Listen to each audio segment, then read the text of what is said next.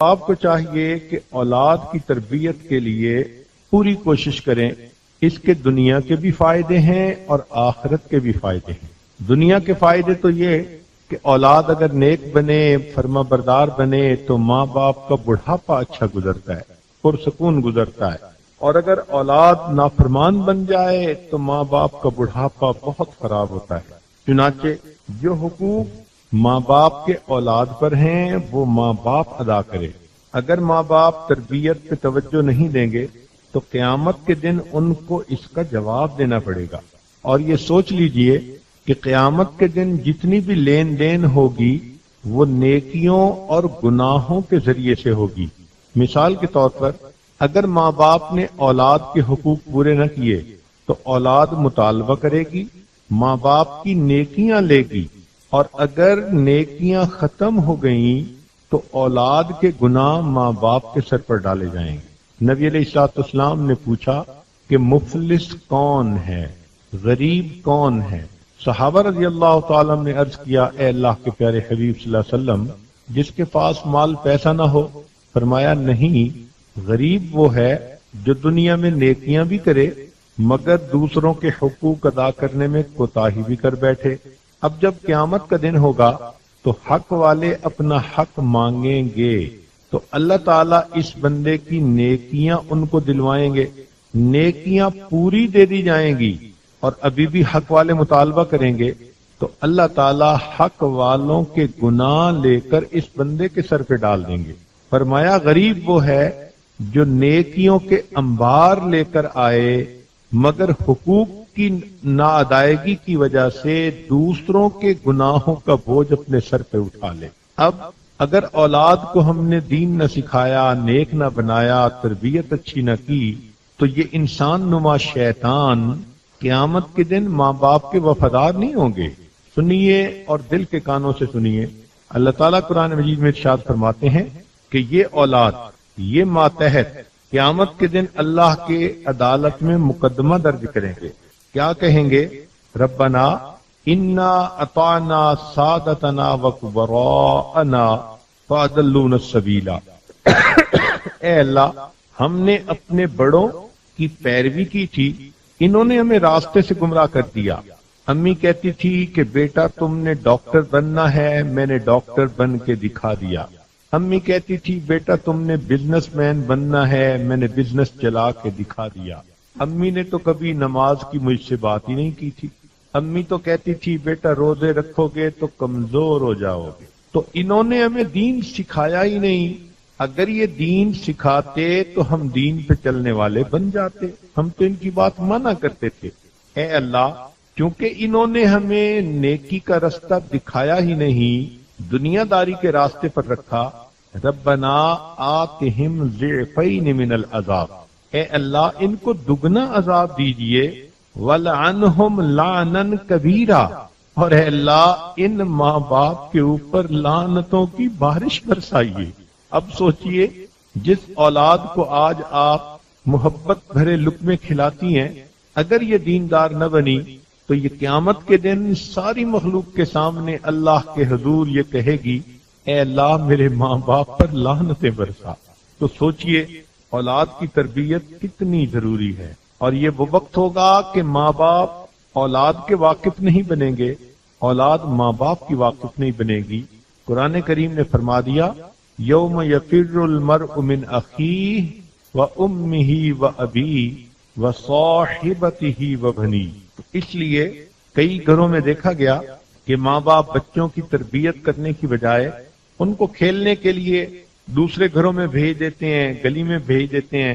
جیسے چرواہا اپنی بکریوں کو چرنے کے لیے ہانک دیتا ہے، اس طرح اپنے بچے اور بچیوں کو دوسرے گھروں میں کھیلنے کے لیے بھیج دیتے ہیں. تو پھر ایسے بچے جو دوسروں کے رحم و کرم پر ہوں انہوں نے جانور ہی بننا ہوتا ہے. اس لیے اولاد کی تربیت کرنی ماں باپ کا فریضہ ہے. ایک نقطہ ذہن میں رکھیں کہ اگر ماں باپ اولاد کی تربیت نہ کریں تو یہی نہیں کہ اولاد نافرمان بنے گی، بلکہ اصل بات یہ ہے کہ اولاد یا آنے والی جو ان کی نسل ہے اس میں سے اسلام مٹ جائے گا. تو ہمیشہ یہ چیز سوچا کریں کہ میرا جو بیٹا نافرمان بنا، بے دین بنا، تو یہ ایک ہی بے دین نہیں بنا، اس کی آنے والی پوری نسل ہی اسلام سے گمراہ ہو جائے گی۔ اس لیے ہر بیٹے اور بیٹی کی تربیت کرنا یہ ضروری ہے۔ کئی گھروں میں دیکھا گیا کہ ماں باپ اولاد کی دینی اعتبار سے تربیت تو کرتے نہیں، اب جب اولاد نافرمان ہوتی ہے تو پھر ان سے کام کروانے کے لیے ان کو بد دعائیں دیتے ہیں۔ پھر ماں کا ایک ہی طریقہ ہوتا ہے، اللہ تجھے خوش نہ رکھے، اللہ تیرے ساتھ نمٹے۔ اب ماں ہے مگر اولاد کو بد دعائیں دے رہی ہے، اور کئی ماؤں کو ہم نے سنا کہ وہ تو بد دعائیں دے دے کے اپنے کام نکلواتی ہیں۔ کتنی بری ماں ہے یہ جو اپنی زبان سے اپنے بچے کو بد دعا دے رہی ہے۔ تو شروع میں اگر تربیت کر لیتے تو آج ان کو یہ بد دعائیں نہ دینی پڑتی۔ یہ بھی ذہن میں ایک بات رکھنا، جو ماں باپ اولاد کی تربیت نہیں کرتے ان کو اولاد سے خدمت لینے کا حق بھی کوئی نہیں۔ بات دلیل سے کر رہا ہوں، توجہ فرمائیں۔ حضرت عمر رضی اللہ تعالیٰ عنہ کے دربار میں زمانے خلافت میں ایک باپ اپنے بیٹے کو لے کر آیا اور اس نے کہا جی کہ یہ بیٹا میری بات سنتا نہیں، مانتا نہیں، میری فرما برداری نہیں کرتا۔ عمر رضی اللہ تعالیٰ عنہ نے اس بچے سے پوچھا کہ تم باپ کی فرما برداری کیوں نہیں کرتے؟ اس بچے نے آگے سے پوچھا کہ امیر المومنین، کیا ماں باپ کے بچوں پر حقوق ہیں یا کچھ اولاد کے بھی ماں باپ پر حق ہیں؟ عمر لانو نے کہا ہاں، اولاد کے بھی ماں باپ پر حقوق ہیں۔ پوچھا جی کون کون سے؟ عمر لانو نے فرمایا کہ اولاد کا پہلا حق یہ کہ ان کے لیے دیندار ماں ڈھونڈے جو اچھی ماں ہو، اور دوسرا حق یہ ہے کہ جب اولاد پیدا ہو ان کا اچھا نام رکھے، اور تیسرا حق یہ ہے کہ ان کو قرآن دین کی تعلیم دے۔ اس نے کہا امیر المومنین، میرے والد نے مجوسیہ عورت سے شادی کی تو پہلی بات بھی پوری نہ ہوئی، جب میں پیدا ہوا تو میرا نام جعل رکھا، جس کا مطلب ہوتا ہے کالے رنگ والا، نام بھی برا۔ تیسرا، اس نے مجھے قرآن کی تعلیم تک بھی نہ دی، تو میرا تو کوئی بھی حق ادا نہ کیا میرے باپ نے۔ عمر لانو نے جب یہ سنا تو والد کو فرمایا کہ جب تم نے اولاد کا حق ہی پورا نہیں کیا تو تمہیں ان سے فرما برداری کا حق بھی نہیں ملتا۔ یہ کہہ کر عمر لانو نے اس مقدمے کو خارج کر دیا۔ تو اگر اولاد کی تربیت اچھی نہیں کرنی تو پھر بد دعائیں دے کے ان سے خدمت کیوں کرواتی ہیں؟ سوچیں کہ بھئی ہم نے قصور کیا تھا، ہم نے ہی اس بچے کے ساتھ زیادتی کی تھی، ظلم کیا تھا، اس کی تربیت نہ کی۔ تو اس لیے یہ ماں باپ کی ذمہ داری ہے کہ وہ اولاد کی اچھی تربیت کریں، ورنہ قیامت کے دن اولاد ماں باپ کے خلاف مقدمہ دائر کرے گی۔ یہاں تک حدیث مبارکہ میں ہے کہ قیامت کے دن ایک بے عمل عورت ہوگی جس کے جہنم میں جانے کا حکم ہوگا، تو وہ اللہ رب العزت کی بارگاہ میں عرض کرے گی، اے پروردگار عالم، میں عورت ذات تھی، گھر کے مردوں کی بات مانتی تھی، یہ میرے والد خود تو نمازیں پڑھتے تھے، نیک بنتے تھے، میں ان کے سامنے بے نمازی تھی، بے دین تھی، یہ مجھے کچھ بھی نہیں کہتے تھے۔ یہ میرا خاوند ہے، یہ خود تو دیندار بنتا تھا، مجھ سے محبت بھی کرتا تھا، مگر مجھے دین کے بارے میں کوئی گائیڈ نہیں کرتا تھا۔ یہ میرا بھائی ہے، یہ بھی دیکھتا تھا کہ میں اس گھر میں رہتی ہوں اور میرے ساتھ نرمی کا معاملہ کرتا تھا۔ اور یہ میرا بیٹا ہے، یہ بھی نیک نمازی تھا مگر مجھے نماز کے لیے نہیں کہتا تھا۔ اگر یہ لوگ مجھے کہتے تو جیسے انہوں نے نمازیں پڑھی تو میں بھی پڑھ لیتی، اب میرا کیا قصور؟ حدیث مبارکہ میں آتا ہے اس ایک عورت کے مقدمہ دائر کرنے پر اللہ تعالیٰ ان 4 مردوں کو بھی اس عورت کے ساتھ جہنم میں داخل فرما دیں گے۔ اس لیے اولاد کی تربیت انتہائی ضروری، تاکہ ان کی دنیا بھی بن جائے اور ان کی آخرت بھی بن جائے۔ اسی لیے انسان جیسے ہی مرتا ہے نا تو موت کے ساتھ اس کی جنت جہنم کا فیصلہ نہیں کیا جاتا۔ اللہ تعالیٰ اس پر قادر تھے کہ جیسے ہی بندہ مرتا اسی وقت رزلٹ اناؤنس کر دیا جاتا کہ جنتی ہے یا جہنمی، مگر ایسا نہیں ہوتا۔ جنت اور جہنم کا فیصلہ قیامت پر، گو اس کی بدعمالیوں کا کچھ عذاب جہنم قبر میں ملتا ہے، نیک عملوں کا کچھ ثواب قبر میں ملتا ہے، لیکن انجام کار اس کا فیصلہ قیامت کے دن پر. قیامت کے دن کو یوم التغابن، فیصلے کا دن، ہار جیت کا دن. اے انسان، یا تو اس دن تو زندگی کی بازی جیت جائے گا یا زندگی کی بازی ہار جائے گا. تو قیامت کے دن فیصلے کو جو مؤخر کیا، اس کی حکمت کیا تھی؟ حکمت یہی تھی کہ قیامت کے دن سب لوگ سامنے ہوں گے، حق والے اپنا حق مانگ سکیں، ظالم اور مظلوم کے درمیان فیصلہ کیا جا سکے، انصاف کیا جا سکے. صرف حقوق اللہ ہی نہیں، حقوق العباد کا بھی جب معاملہ طے ہوگا تب بندہ جنت میں جا سکے گا. اس لیے قیامت کا دن ایک اہم دن ہے. ذہن میں رکھنا کہ ہونے والی اولاد یا تو ماں باپ کے لیے ذریعہ ثواب بنتی ہے یا ماں باپ کے لیے وسیلہ عذاب بنتی ہے. اگر نیک فرمانبردار بن گئی تو ذریعہ ثواب بن گئی، نیکیاں اولاد کرے گی، ماں باپ کے نام اعمال میں اس کا اجر لکھا جائے گا. الدال علی الخیر کفاعلہ، چونکہ انہوں نے تربیت اچھی کی تھی اس لیے وہ اس کے اجر کے حقدار بنے. اور اگر نافرمان بنے، بے دین بنے، ماں باپ کی غفلت ہوئی تو یہ ماں باپ کے لیے وسیلہ عذاب بنے. اللہ تعالیٰ قرآن مجید میں فرماتے ہیں، یا ایھا الذین آمنوا، اے ایمان والو، قوا انفسکم واہلیکم نارا، اپنے آپ کو اور اپنے اہل خانہ کو جہنم کی آگ سے بچاؤ. چنانچہ آدمی اگر کوشش کرے تو اولاد کی تربیت اچھی کر سکتا ہے. اور یہ بھی ضروری نہیں کہ جی ہم تو امیر لوگ ہیں، مال پیسہ ہے، ہم اولاد کی تربیت کیسے کریں؟ کرنے والے اپنی اولاد کی تربیت کرتے ہیں اگرچہ ان کے پاس سونے چاندی کے خزانے موجود. مشہور واقعہ ہے کہ کابل کے ایک بادشاہ گزرے ہیں، امیر دوست محمد. ان کی بیوی نیک تھی، بیٹا جوان ہوا تو ان کو انہوں نے کسی جنگ پر بھیجا. خبر آئی کہ جی اس کو شکست ہوئی اور وہ بھاگ گیا. بادشاہ بڑا غمگین ہوا. ملکہ نے پوچھا کیا ہوا، تو بادشاہ نے خبر سنائی کہ ہمارے بیٹے کو شکست ہوئی اور وہ بھاگ گیا. ملکہ کہنے لگی کہ یہ خبر غلط ہے، میں اس پہ یقین نہیں کرتی. اس نے کہا نہیں، مجھے بتایا گیا ہے. ملکہ نے کہا ہرگز نہیں. اللہ کی شان کے 2-3 دن بعد اطلاع ملی کہ شہزادہ بھاگا نہیں تھا، یہ ایک جنگی چال تھی. پیچھے ہٹا اور اس نے دوسری طرف سے دوبارہ حملہ کیا اور اللہ نے شہزادے کو فتح عطا فرما دی. تو امیر دوست محمد بڑے حیران ہوئے. انہوں نے اپنی بیوی سے کہا کہ تم کیسے یقین سے کہتی تھی کہ میرا بیٹا ایسا نہیں کر سکتا؟ تو اس نے کہا کہ جب میرا بیٹا پیدا ہوا، 4 صفتیں بہت اہم ہیں، تم اپنے ذہن میں رکھا کرو.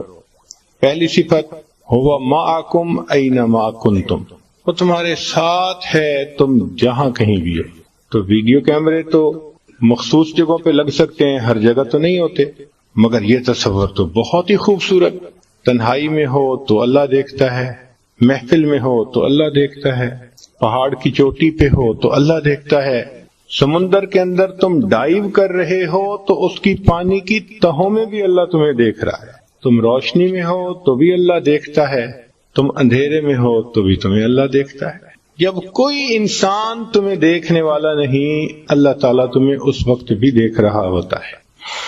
ایک تصور تو یہ پیش کیا کہ وہ تمہارے ساتھ ہے، ہوا معکم اینما کنتم، تم جہاں کہیں بھی جاؤ وہ تمہارے ساتھ، اور پھر وہ تمہیں دیکھتا بھی ہے اور تمہاری بات کو سنتا بھی ہے. ان ربی لسمیع الدعاء، میرا رب میری دعا کو سنتا ہے. تو جو ہم زبان سے لفظ نکالتے ہیں پروردگار اس کو سنتے بھی ہیں، اور پھر اللہ تعالی دلوں کے بھید بھی جانتے ہیں.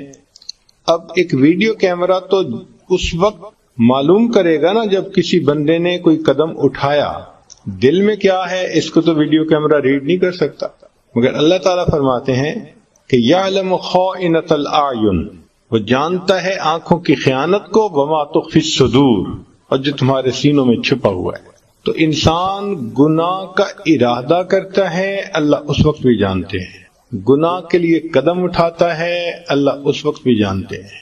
گناہ کی پلاننگ کرتا ہے، اس وقت بھی جانتے ہیں. جب مرتکب ہو رہا ہوتا ہے گناہ کا، اللہ اس وقت بھی دیکھ لیتے ہیں. تو یہ احساس تو پھر بہت خوبصورت احساس ہے، ان مادی چیزوں کی نسبت بہت بلند، چنانچہ اس کو کہتے ہیں ایمان۔ نبی علیہ الصلوۃ والسلام نے صحابہ کو ایمان سکھایا تو ان کو اللہ رب العزت کی صفات بتلائیں اور ان کے دل میں یہ بات اچھی طرح رچا دی کہ اللہ ساتھ ہے، وہ دیکھتا بھی ہے، وہ سنتا بھی ہے، وہ جانتا بھی ہے۔ اب ان چار باتوں نے صحابہ رضی اللہ عنہم کو ایک ایسا ایمان عطا کر دیا کہ وہ فرشتوں کی جیسی زندگی گزارنے والے بن گئے تھے۔ کھرے لوگ، جو من میں تھا وہی سامنے تھا، نفاق ختم ہو گیا، درنگی ختم ہو گئی، گناہ معاشرے سے ختم ہو گیا، ہر ایک کی زندگی میں سچ آ گیا۔ چنانچہ ایک حکم ملتا تھا، سب عمل کرتے تھے۔ مشہور واقعہ ہے کہ ایک بستی میں سے گزرتے ہوئے جو امیر لشکر تھے انہوں نے دیکھا کہ بعض عورتیں نیم برہنہ لباس پہن کر کھڑی ہیں، تماشے دیکھ رہی ہیں، تو انہوں نے اعلان کروا دیا قل للمؤمنین یغضوا من ابصارہم۔ ایک اعلان پر پورے کے پورے لشکر کے لوگوں نے اپنی نگاہوں کو نیچے کر لیا اور شہر میں سے گزر گئے۔ جب واپس گھروں کو پہنچے تو لوگوں کو بتایا کہ جی ہمیں امیر نے حکم دیا، ہم نے سر جھکا لیے۔ تو پوچھنے والے نے پوچھا کہ یہ بتاؤ کہ وہاں کے مکان سنگل سٹوری تھے یا ڈبل سٹوری تھے؟ تو اس نے جواب دیا کہ جب آنکھیں ہی نیچے جھکا لیں تو ہمیں مکانوں کی بلندی کا بھی نہیں پتا۔ یہ ایمان ایسی عجیب چیز ہے۔ چنانچہ نبی علیہ الصلوۃ والسلام صحابہ کو اس بات کی تعلیم دیتے تھے، تلقین فرماتے تھے کہ ہمارا پروردگار ان صفات کے ساتھ متصف ہے، لہذا ہمیں قیامت کے دن اس کے سامنے پیش ہونا ہے۔ دنیا میں رہتے ہوئے تم اس کے حکموں کے مطابق زندگی گزارو گے تو تم کامیاب ہوگے۔ چنانچہ صحابہ رضی اللہ عنہم کے سامنے گناہ کے مواقع آتے تھے۔ ایک صحابی مسلمان ہوئے تو مسلمان ہونے سے پہلے مکہ مکرمہ کی ایک عورت کے ساتھ ان کے تعلقات تھے۔ کافی دنوں کے بعد مکہ مکرمہ جانے کا موقع ملا۔ قدرتاً عشاء کے بعد یہ وہاں سے گزر رہے تھے کہ اس عورت نے دیکھ لیا۔ اس نے کہا ابو مرشد، بڑا عرصہ ہوا تمہیں دیکھے ہوئے، آج تو حامد بھی گھر پہ نہیں، تم آ جاؤ اپنا کام سمیٹ کے اور ہم اکٹھے رہیں گے۔ فرمایا کہ نہیں، میں نہیں آؤں گا۔ اس نے کہا تم وہی ہو نا جو مکہ کی گلیوں میں میری یاد میں پھرا کرتے تھے، آنکھوں میں آنسو ہوتے تھے، تمنائیں کرتے تھے کہ میں تمہاری بات کا جواب دوں؟ میں وہی ہوں۔ کہنے لگے تم وہی ہو، میں وہ نہیں ہوں۔ تمہیں کیا ہو گیا؟ کہنے لگے اب میں کلمہ پڑھ چکا ہوں، اب اگر تو مجھے گناہ کی دعوت بھی دے گی تو میں تیری طرف آنکھ اٹھا کے نہیں دیکھوں گا۔ اس نے زبردستی کرنے کی کوشش کی، چونکہ وہ تو پہلے سے تعلق رکھتی تھی، انوالو ہوئی تھی۔ تو جیسے اس نے ہاتھ اٹھانے کی کوشش کی تو فرمایا کہ پیچھے ہٹو ورنہ میں اپنی تلوار سے تمہاری گردن کو اڑا کے رکھ دوں۔ یہ کیا ایمان تھا کہ جس نے 100% ان کو گناہوں سے روک لیا۔ تو دین اسلام کی یہ خوبصورتی ہے کہ ایک ایسے معاشرے کو جنم دیا، ہر بندہ قانون کا پابند، ہر بندہ اللہ کے حکم کے مطابق زندگی گزارنے والا۔ اس لیے صحابہ رضی اللہ عنہم کے زمانے میں دروازوں پہ تالے نہیں لگائے جاتے تھے۔ یہ کنڈیاں لگانے کا رواج اور تالوں کا رواج تو بعد میں پڑا ہے، اس وقت کہاں رواج ہوتے تھے؟ ایسا امانت کا زمانہ تھا، دیانت کا زمانہ تھا۔ کسی بندے کی زمین چیز گر جاتی تھی، ایک ایک مہینہ وہیں پڑی رہتی تھی، اس کو اٹھانے والا کوئی نہیں ہوتا تھا۔ حتیٰ کہ ایک بندے کا کمبل گرا، اس کے اوپر بارش بھی ہوئی، آندھی بھی چلی، کسی نے ہاتھ نہیں لگایا۔ جس کا گرا تھا وہ تقریباً 1 سال کے بعد اسی طرف سے گزرا تو اس نے کمبل کو وہاں پڑے دیکھا، ہاتھ لگایا تو وہ اتنا بوسیدہ تھا کہ پرزے پرزے ہو چکا تھا۔ 1 سال تک اس کو کسی نے ہاتھ نہیں لگایا۔ ایک عورت یمن سے چلتی ہے اور مدینہ طیبہ پہنچتی ہے، اکیلی ہے، جوان العمر ہے، مال بھی اس کے پاس ہے۔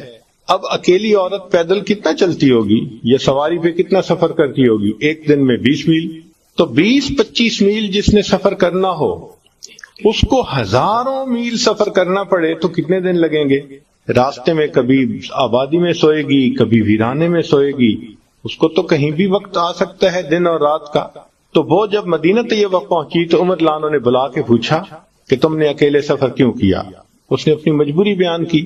تو عمر لانو نے ایک بہت خوبصورت سوال پوچھا کہ تم عورت ذات ہو، اور عورت کو بہت پتہ چلتا ہے کہ مرد مجھے کس نگاہ سے دیکھ رہا ہے. تم نے یمن سے مدینہ کا سفر کیا، تم نے ان لوگوں کو کیسے پایا؟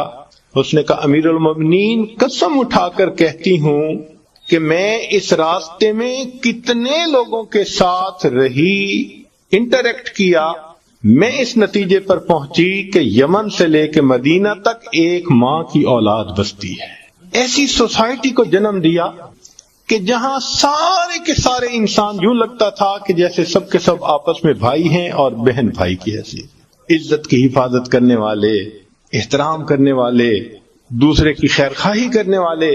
یہ سارا کا سارا نتیجہ اس ایمان کی وجہ سے تھا کہ ہر وقت دل میں یہ تصور تھا اللہ تعالیٰ دیکھتے بھی ہیں، سنتے بھی ہیں، جانتے بھی ہیں اور ہر وقت میرے ساتھ بھی ہیں. یہ بہت عجیب نعمت ہے. اب اس نعمت کو ہمیں سیکھنے کی ضرورت ہے. صحابہ اللہ عنہ فرماتے تھے تعلمنا الایمان ثم تعلمنا القرآن. پہلے ہم نے ایمان سیکھا کہ ایسا ہے ہمارا پروردگار، پھر جب قرآن اترا اور پتہ چلا کہ یہ اس کے احکام ہیں تو پورے کے پورے لوگ اس پر عمل کرنے والے بن گئے.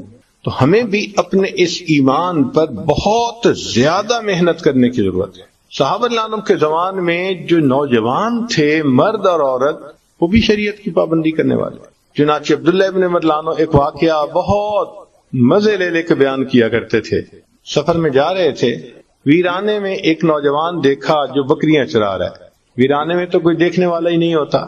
انہوں نے اس کو بلایا اور بلا کے کہا کہ بھائی ایک بکری ہمیں بیچ دو، ہم ذبح کریں گے اور اس کو بھونیں گے، تم بھی کھا لینا ہم بھی کھائیں گے، تمہیں پیمنٹ دے دیتے ہیں.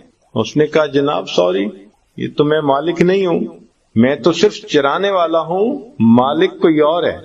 تو انہوں نے آزمانے کے لیے کہہ دیا اتنی تمہاری بکریاں ہیں، تم کہہ دینا کہ بھائی بکری کو بھیڑیا کھا گیا، مالک کو کیا پتہ چلتا ہے.